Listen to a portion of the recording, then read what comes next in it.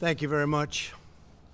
My fellow Americans, my first and highest duty as president is to defend our great country and the American people.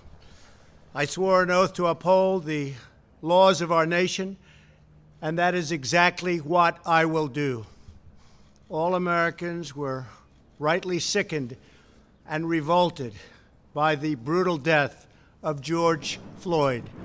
My administration is fully committed that for George and his family, justice will be served. He will not have died in vain. But we cannot allow the righteous cries and peaceful protesters to be drowned out by an angry mob. The biggest victims of the rioting are peace-loving citizens in our poorest communities. And as their president, I will fight to keep them safe. I will fight to protect you. I am your president of law and order and an ally of all peaceful protesters. But in recent days, our nation has been gripped by professional anarchists, violent mobs, arsonists, looters, criminals, rioters, Antifa, and others.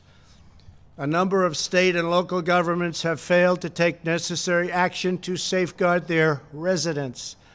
Innocent people have been savagely beaten, like the young man in Dallas, Texas, who was left dying on the street, or the woman in upstate New York viciously attacked by dangerous thugs. Small business owners have seen their dreams utterly destroyed. New York's finest have been hit in the face with bricks. Brave nurses who have battled the virus are afraid to leave their homes. A police precinct has been overrun. Here in the nation's capital, the Lincoln Memorial and the World War II Memorial have been vandalized. One of our most historic churches was set ablaze. A federal officer in California, an African-American enforcement hero, was shot and killed. These are not acts of peaceful protest. These are acts of domestic terror.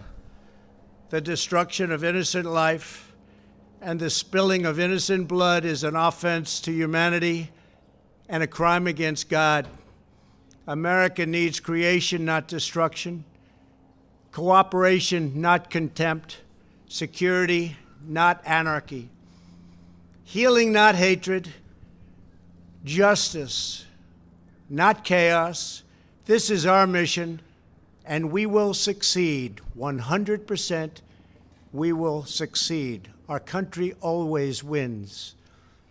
That is why I am taking immediate presidential action to stop the violence and restore security and safety in America. I am mobilizing all available federal resources, civilian and military, to stop the rioting and looting, to end the destruction and arson, and to protect the rights of law-abiding Americans, including your Second Amendment rights. Therefore, the following measures are going into effect immediately. First, we are ending the riots and lawlessness that has spread throughout our country. We will end it now. Today, I have strongly recommended to every governor to deploy the National Guard in sufficient numbers that we dominate the streets. Mayors and governors must establish an overwhelming law enforcement presence until the violence has been quelled. If a city or state refuses to take the actions that are necessary to defend the life and property of their residents, then I will deploy the United States military and quickly solve the problem for them. I am also taking swift and decisive action to protect our great capital, Washington, D.C. What happened in this city last night was a total disgrace. As we speak, I am dispatching thousands and thousands of heavily armed soldiers, military personnel, and law enforcement officers to stop the rioting, looting, vandalism, assaults, and the wanton destruction of property. We are putting everybody on warning. Our 7 o'clock curfew will be strictly enforced.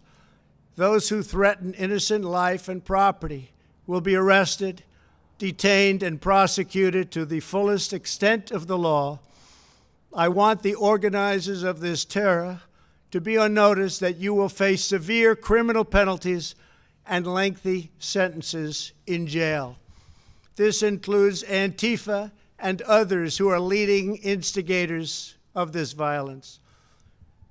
One law and order, and that is what it is. One law. We have one beautiful law. And once that is restored and fully restored, we will help you, we will help your business, and we will help your family. America is founded upon the rule of law. It is the foundation of our prosperity, our freedom, and our very way of life. But where there is no law, there is no opportunity. Where there is no justice, there is no liberty. Where there is no safety, there is no future. We must never give in to anger or hatred. If malice or violence reigns, then none of us is free. I take these actions today with firm resolve and with a true and passionate love for our country. By far, our greatest days lie ahead. Thank you very much, and now I'm going to pay my respects to a very, very special place. Thank you very much.